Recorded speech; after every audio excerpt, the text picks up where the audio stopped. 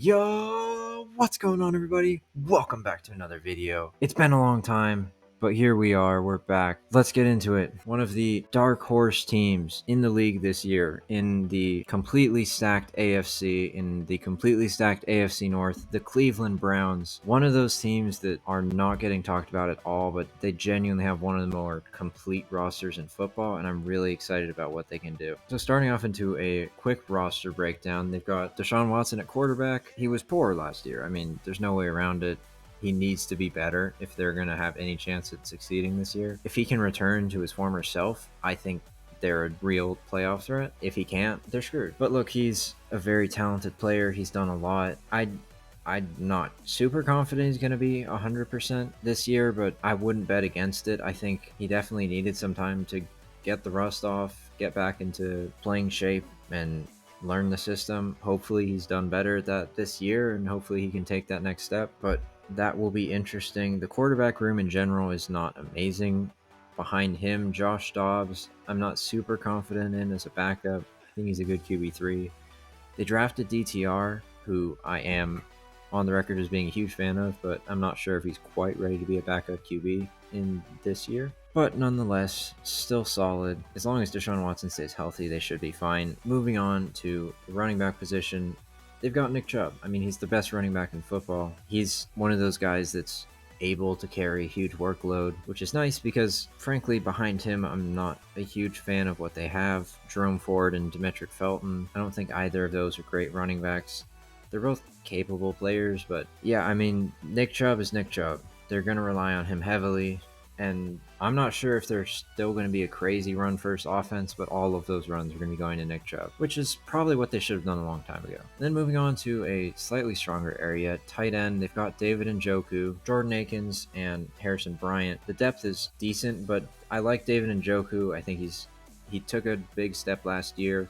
I expect him to continue that growth. He's one of those uber talented guys who we keep predicting breakouts for. And it kind of happened last year, but I think we can have more of an official breakout this year. He can be a real weapon for Deshaun Watson and just a threat in a talented offense, but maybe a little unproven one. And then the other receivers, Amari Cooper, obviously very talented, very proven. He's the reason that receiving core is not considered terrible. Elijah Moore, completely unproven. He started off his rookie season poorly, but then he finished it off really well. We got all excited for him, and then year two, he did nothing, and he gets traded. Now we don't know what to expect. We've seen production from him. Obviously, he was playing with Zach Wilson, so ideally now he's playing with a better quarterback as long as Deshaun Watson steps it up. He's playing with a better quarterback in probably a better system for his skill set. He's a starting slot. I think he can be a big impact player this year. But that being said, I'm not super confident he will be. And then Donovan Peoples-Jones outside at the Z. I mean, look, he's a solid player. He's not super fast and he's not an elite route runner, but he's a contested catch, third down catch guy. Good run, really good run blocker. He's not a super talented wide receiver 2, really, or 3, but it's not insane that they have him starting.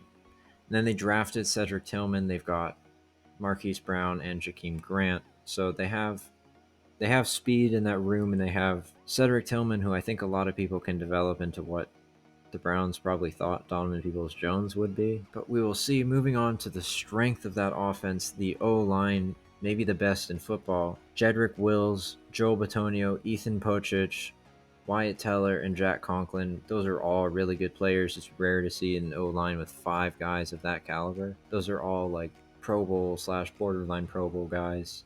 I'm excited for that unit. And now if they get injured, they drafted DeJuan Jones. They drafted Luke Weipler, who's a really solid center. DeJuan Jones, one of my favorite tackles in this draft. They have really good depth now too, which is exciting for me because already they had one of the best starting 5s. Now they have elite depth. This is probably my favorite offensive line room in football. Moving on to the defense. One of my favorite edge rooms in football. Myles Garrett, Zadarius Smith, Ogbo Okoronkwo, Isaiah McGuire, one of my favorite players in this draft.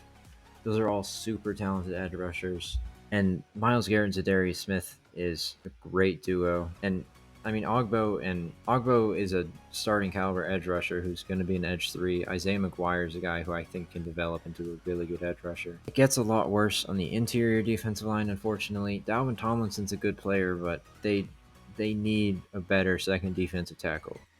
Now, they drafted Siaki Ika, who I kind of liked. I thought he could be a really solid nose tackle. They do run more of a 4-3, so I'm not sure how often they would use his skill set.